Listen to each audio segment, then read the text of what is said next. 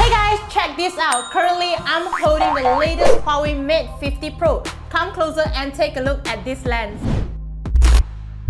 It's for a physical aperture lens, so you can play around with it and use it just like a professional camera. But it's not just that, you also get a virtual aperture to play with it. Another reason is that these beads come with the latest AppGallery update, which I think most of you guys don't know yet. So let's go! Speaking of AppGallery updates, there are now more apps for you to download from AppGallery. And you can save yourself from the hustle of looking for an app on Pedal Search and using APKs for manual updates.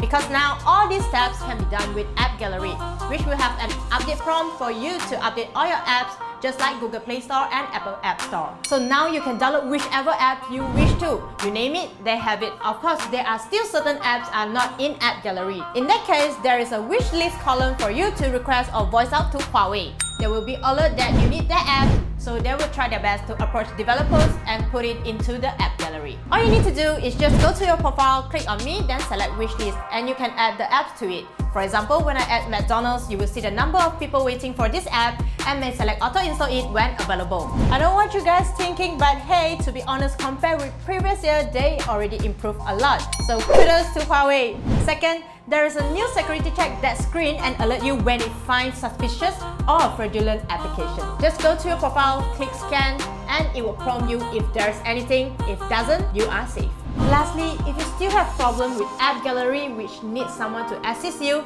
please don't look for me because there is someone more professional than me who called Sophia, which is the AppGallery assistant. We'll be happy to assist you from 9 AM to 9 PM Monday to Sunday. That's it for today. So what other updates do you wish Huawei to come up with in the future? Don't forget to let us know in the comments below. Hit the like button, share this video, and subscribe to our YouTube channel. I'm Deborah and ciao. Bye. I'm Deborah, not Sophia. Bye.